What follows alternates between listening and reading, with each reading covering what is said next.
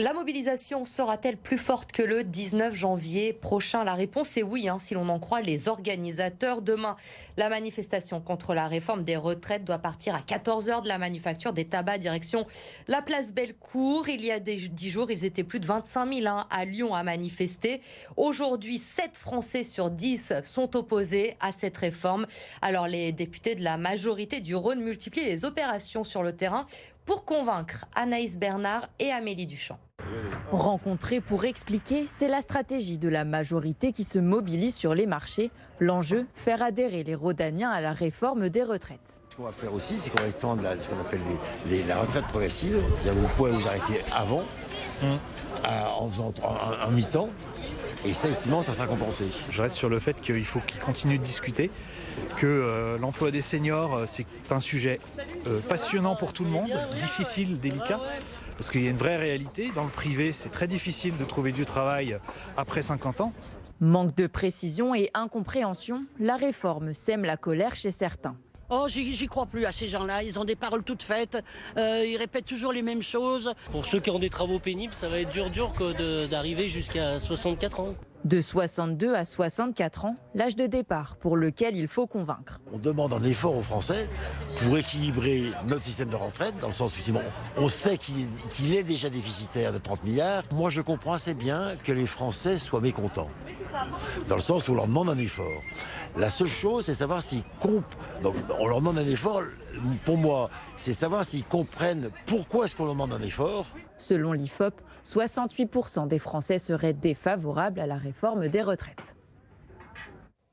Et les jeunes seront également mobilisés demain. Les lycéens et les étudiants seront aussi dans la rue aux côtés des syndicats pour s'opposer à cette réforme. L'heure était donc au dernier préparatif aujourd'hui. Adrien Blétry. Du camp de Macron fait la guerre, et ses réformes aussi, et on reste des terres pour bloquer le pays. Macron. Les étudiants de l'imagination pour faire chanter les manifestants. Demain, il faut aussi être créatif pour réaliser des pancartes qui sortent de l'ordinaire.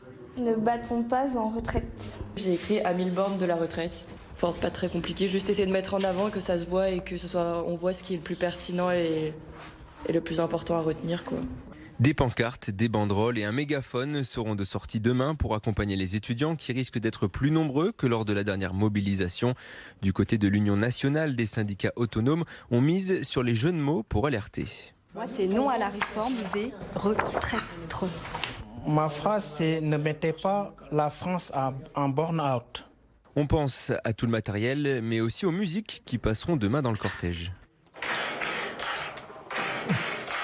Même ça date pas d'hier, c'est aussi intergénérationnel. Toutes les générations connaissent cette chanson et c'est une manif très intergénérationnelle des jeunes lycéens aux retraités qui viennent parce que tous se sentent concernés.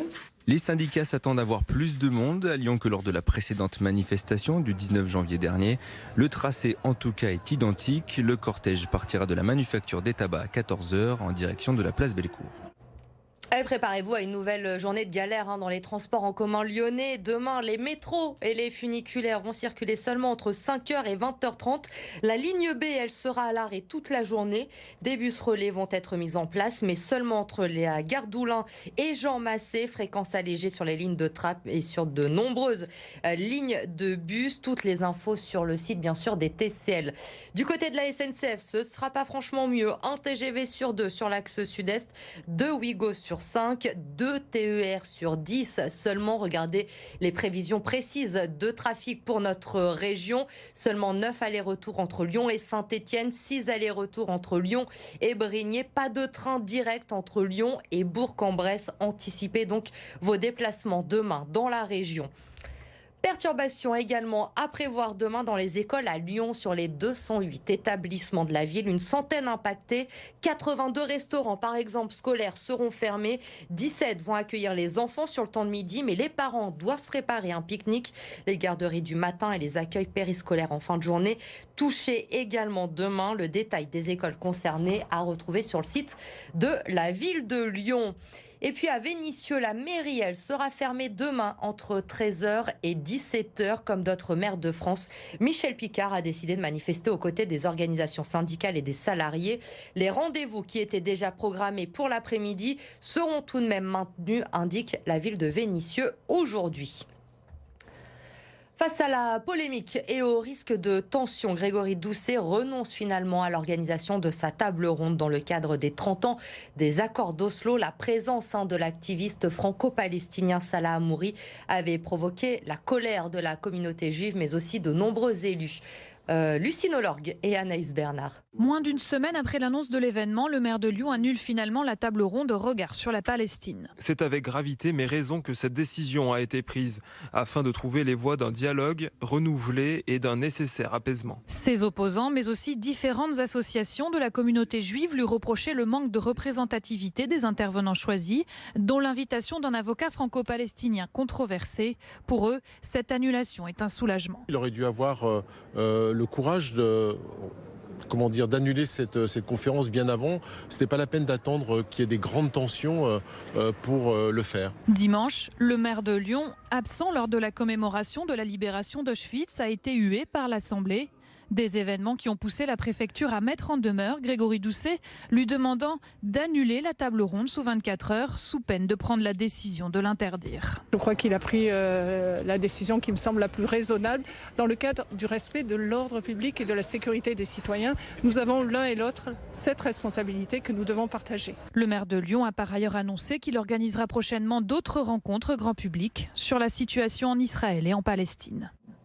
Quel visage pour la place Gabriel Péry? Le maire de Lyon et le président de la métropole ont présenté aujourd'hui leur plan d'action pour le quartier de la Guillotière. Les précisions, c'est avec Lauriane Pellaou.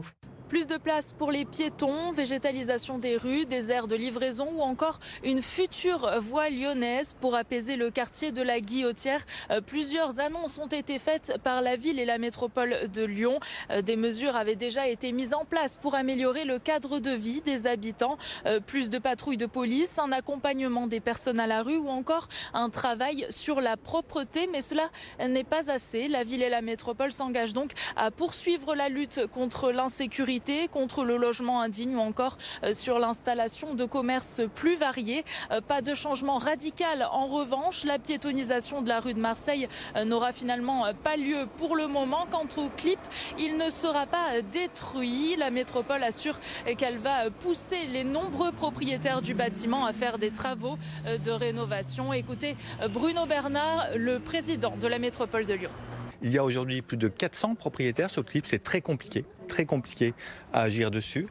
Ça aurait coûté très cher d'agir pour le démolir, plus de 50 millions d'euros, et ça aurait pris 10 ans. Donc pour nous, ce n'est pas ça la solution, d'autant plus que le bâtiment est de bonne qualité en termes environnementaux. Donc on va travailler plutôt avec le clip pour l'améliorer avec les copropriétaires et qui reste intégré au quartier. Des concertations avec les habitants seront organisées pour les aménagements à moyen terme. D'ici 2026, ce seront en tout cas 10 millions d'euros qui seront investis dans le quartier.